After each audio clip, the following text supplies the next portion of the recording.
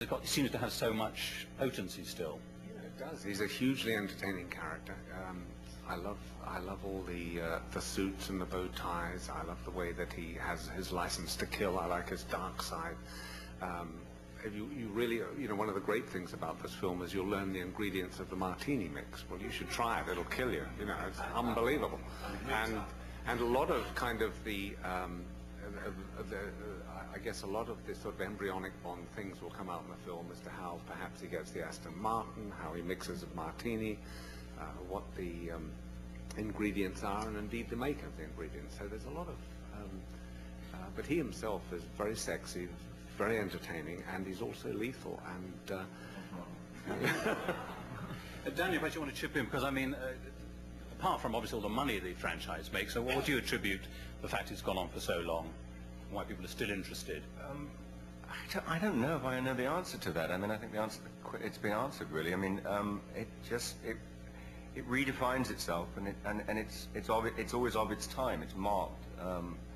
So it's a tricky question to answer. These two young ladies in the front here, can we have a microphone here, because they've been very patient. Thank you. Tina Workman from German Bund magazine.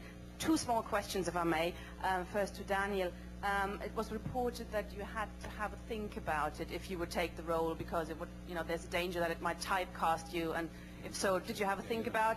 Secondly, the question really, and if you could just explain what you were thinking about, what are the difficulties in taking up such an important role? And secondly, almost as important as the Bond is the music score. I'm just wondering if there were any plans yet, which band or which singer would get the big okay. Well, I did. But I tried to kind of. I mean, it was difficult, but I tried to think about it like any other job. I mean, and that was very difficult to do. But we've got an incredible script, and that's my first line of attack. And once I'd read that, I realised that I didn't have a choice. I had to go for it. So who's going to do the theme song then? Yeah, that's the second part. That doesn't get decided until much further down the line. So yes, Nay. Yeah, Rebecca Jones from BBC Radio News. Daniel, in the past when hi, sorry, I'm small, but in the past when Bonds have been unveiled, they've kind of outlined their philosophy of what they want to bring to the character, how they want to redefine it. I realise you keep saying you're going to go back to the script, but in a sense you must have thought about that. How do you attempt to approach it? What is going to be your philosophy? I would love to give you a long, convoluted answer, but I don't really have one. I have my thoughts, and I have some ideas, and I'm going to try and put them into practice when we start filming, but there's nothing I can really tell you at the moment that's actually sort of close to the truth, because I honestly don't know exactly what I'm going to do, but I've got a list of things that are going to tick off, hopefully. Yeah. Could you give them a microphone? Very patient. Richard Quest from CNN. Two questions. First of all, for anyone on the panel, what's the budget of this movie? How many hundred millions are you going to spend? And secondly, Daniel, the press release says, "We believe in Daniel Craig, we found the ideal 21st century Bond." Why are you the ideal 21st century Bond? Do that first, Daniel, and then we'll do the budget. Can't we just sort of ignore it? I can't answer that. I don't know. I mean, I hope there's an element of truth in it, but I can't really answer that. And the budget? Well, we can't tell you what. You know that very well when you ask that question. But of course, it'll be probably north of $100 million, as they tend to be, because it's these days, ironically enough, there's an awful lot of films that are costing that. But beyond that, I can't tell you. But you said that there's going to be less budgets and more character. That suggests it might not be so gadget heavy. Trust me, it doesn't work. So all the actors we have plenty of action in this picture. We do. And we'll be lucky to keep it within the bounds of the last film. Right. Within the bounds of the last film we made. Man waving the mic. Yes. Daniel. Yes. Daniel, it's Richard Simpson from the Daily Mail. Actually, that's not working. That one. We can't. It's. Yep. Well, they need to have you on the mic. Can we make that tap up? That sounds all right. So, have another go. Hi, Daniel. Hi. It's Richard Simpson on the Daily Mail. Could you tell me what sort of girl would be your ideal Bond girl, both looks and personality-wise? Well, I mean, I've sort of got my ideal Bond girl, but I think it's I think I'd have to refer that to the other members of the panel, really. Do you want to? He's shoving this onto you. And what is? Well, first of all, what we're going to get is a terrific actress. I think that's really important. She has to look beautiful. She plays a very important role in the piece, and she also spends a lot of time with Bond. And so clearly, when we decide who it is, it's got to be somebody who has all of those attributes. Yes, blonde. Yep. See you. Mike, thanks. Yes. Hi, Daniel. Is this working? Yeah. Yes. Lee from the Daily Star here. Who's been your favourite Bond girl so far out of all the Bond films? There must be someone. I thought Diana Rigg was pretty good in Her Majesty's. Any others? I mean, I feel as though they want you to say I someone else. get a little reel off a list. I mean, I don't know. I can't. No, I mean, Diana Rigg was always my favourite. That's all I thought. Yes, keep moving forward. You Yes, would. Yes, behind Lisa. Yes, that guy there. Yeah. Marco Carvello, Italian Television. Just a few words about the car, the Bond car. Will you stay on Aston Martin, BMW, or the Fiat Panda? Well, we thought it might be a Deschavo. Actually, it'll be the Aston Martin. I mean, that's the traditional Bond car. So and what so about this Fiat agreement? Is this true or just rumors? I think it's rumours. That is a rumour, is it, Michael? Yes. Right, okay. Right down to the front here. Yes.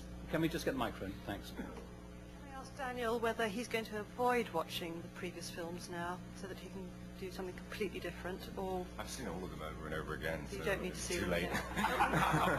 And what about the original book? Are you going to read that? I read it. Yeah. People who haven't heard a question before, yes. Right in the middle here.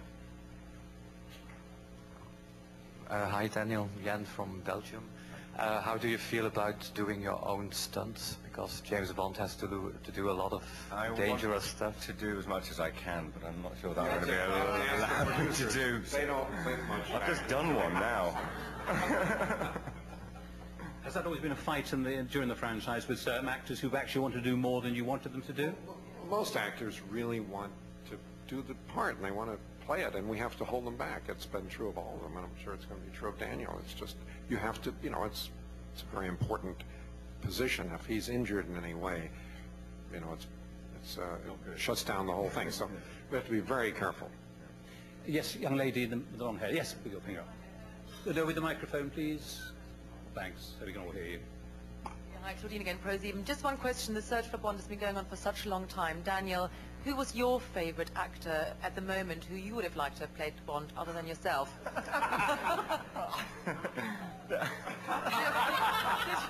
Did you ever think Clive would have made a good one? Or? If you could give it to anybody else. I don't know. I don't know that. I don't know. I didn't think of it in You're that very way. diplomatic. I think you'll make a good Bond. Yes, same. Those two there. Yeah. Hello. Hi, Daniel. Following on from that question, did you answer the who was your favourite Bond question?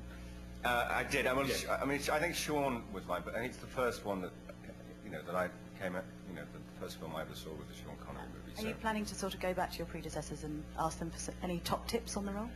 I'm asking everybody for top tips. Thank you. And next to yes. Hi, Daniel. Hi. Honestly, when you knew you got the role, have you practiced any of Bond's lines to yourself in the mirror? Or to anyone that you know? Honestly, Yes. no. Really? Not even the I'm Bond, James Bond? That might have been... May, I might have done it. I don't know. I was very drunk if I did. Is it the end? Yes. No, hang on. You actually have it right at the end of that row there. Yes. So, yep. Thank you. Why do you want to be Bond? Why? Why not? I mean, really, why not? Yeah. Why yes? But why not? Because it's a huge challenge, and I think life is about challenges, and this is it's one of the big ones as an actor. It's a huge iconic figure in movie history, and these things don't come along very often. So why not? There's a sidebar to that. I mean, you've done such a range of work in theatre, on television, and movies. But do you still sense a danger you could still be trapped by this character because everything will be defined by that? I do, of course I do, but I'm not allowing myself to think in that way. I'm thinking about the agenda ahead, and the agenda ahead is to do this movie and to make the best movie I can, and we can, and that's the way I've always looked at the things I do. So nothing's changed at that, yet. Right, yes. Just one more question, Daniel. Sorry. Bond likes a drop. What's your favourite tipple? Well, I had a couple of martinis when I found out. Yes, waving up there. Yes, James Tapper from the Mail on Sunday. This is more for Barbara and Michael. I was just wondering, Daniel's name was first mentioned in connection with Bond a very long time ago, and he'd obviously been spoken to several months ago. Why has it taken so long for you to finally announce that he is James Bond? Well, we didn't have a script until recently, and Daniel read the script and then agreed to do it. As simple as that, is it? I mean, it's... Right. Okay. Yeah, at the very far back, young lady there, I think. Yes, yeah, with your hand in the air. Yep. Have you got a microphone, please? Nearby the TV camera there. Yep. Thanks. Jenny Moore, and I work for the Ministry of Defence internal newspaper.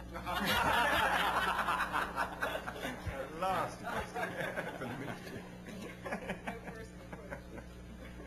You said that you were looking forward to doing as many stunts as possible.